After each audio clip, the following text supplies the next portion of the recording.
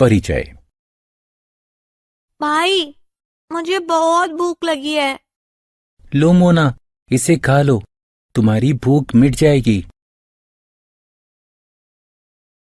मोना, क्या तुम अनुमान लगा सकती हो कि प्रतिदिन हम जो खाना खाते हैं वो कहाँ से आता है? नहीं भाई, मैं केवल इतना जानती हूँ कि खाना हमें पेड़ पौधों से मिलता है, पर कैसे मिलता है मैं नहीं जानती। भाई तुम बताओ ना। बच्चों, इस पाठ के अंतर्गत हम खाद्य पदार्थों की विविधता के बारे में जानेंगे और जानेंगे कि ये कहाँ से आता है। उद्देश्य। इस पाठ के अंत में आप निम्न करने में सक्षम हो जाएंगे: भोजन के विभिन्न प्रकारों को पहचानना, भोजन को परिभाषित करना, खाद्य सामग्री और उनके स्रोतों के बारे में जानना, खाद्य के रूप में पौधों के विभिन्न भागों को पहचानना, खाद्य के रूप में विभिन्न जंतु उत्पादों पर चर्चा करना, जंतु क्या खाते हैं ये समझना, जंतुओं के प्रकारों को उनके खाने की आदतों के आधार पर जानना, जैसे शाकाहारी, मांसाहारी और सर्वाहारी। विभिन्न खाद्य पदार्थ। जरा इस भोजन को देखिए। आपने क्या देखा? इस प्लेट में विभिन्न प्रकार के खाद्य पदार्थ हैं और प्रत्येक खाद्य पदार्थ एक से अधिक संघटक से मिलकर बना हुआ है। जैसे रोटी गेहूं के आटे को पानी के साथ गूंथकर बनाई जाती है। इसी तरह दाल, दलहन, पानी, नमक और अन्य मसालों को मिलाकर बनाई जाती है। खाद्य पदार्थ और उनके स्रोत। जैसे कि हम पहले ही चर्चा कर चुके हैं कि ऊर्जा प्राप्ति के लिए हमें भोजन की आवश्यकता होती है, और जब हमें भूख लगती है तब अपना पेट भरने के लिए भी भोजन की आवश्यकता होती है। हम भोजन को ऐसे पौष्टिक पदार्थ के रूप में परिभाषित कर सकते हैं जिसे जीवन को बनाए रखने के लिए, ऊर्जा प्रदान करने के लिए, वृद्धि एवं विकास को बढ़ावा देने के लिए खाया, पिया या अन्य रूप में शरीर के अंदर लिया जाता है।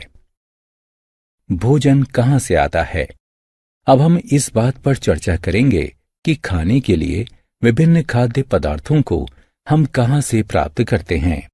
ज्यादातर खाद्य पदार्थ हम पेड़ पौधों से प्राप्त करते हैं, जैसे सब्जियां, फल, गेहूं का आटा, दाल, मक्की का चिवड़ा, ब्रेड, वनस्पति तेल आदि।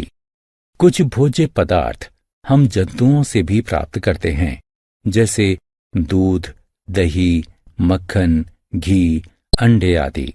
मछली, चिकन, गोमांस यानी बीफ, सुअर का मांस यानी पोर्क आदि भी जंतुओं से प्राप्त किया जाता है। भोजन के रूप में पौधे के भाग और जंतु उत्पाद। हम जानते हैं कि अधिकांश भोजन हमें पौधों से ही प्राप्त होता है। पौधों के विभिन्न भाग हमें अलग अलग प्रकार के खाद्य पदार्थ देते हैं। हम पालक, सरसों, फेनुग्रीक, सलाद आदि की पत्तियां खाते हैं। बहुत से पौधों के फल और सब्जियों के रूप में खाए जाते हैं। बीजों को अनाज, मसाले, अंकुरित दालों के रूप में और वनस्पति तेल निकालने के लिए इस्तेमाल किया जाता है। कुछ पौधों के तने और जड़ों को भी सब्जियों के रूप में इस्तेमाल किया जाता है। आत्म मूल्यांकन। निम्नलिखित का मिलान करें।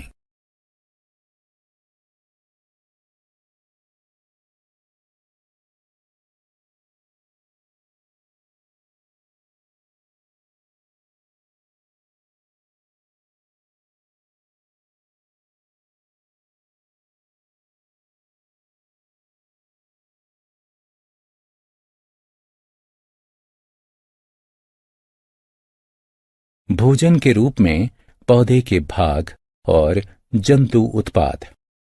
जैसे हम पहले ही चर्चा कर चुके हैं कि अधिकांश भोज्य पदार्थ हमें पौधों से ही मिलते हैं। जंतु भी हमें कुछ महत्वपूर्ण उत्पाद प्रदान करते हैं, जिन्हें हम प्रतिदिन उपयोग में लाते हैं, जैसे दूध, दही, घी, अंडे आदि।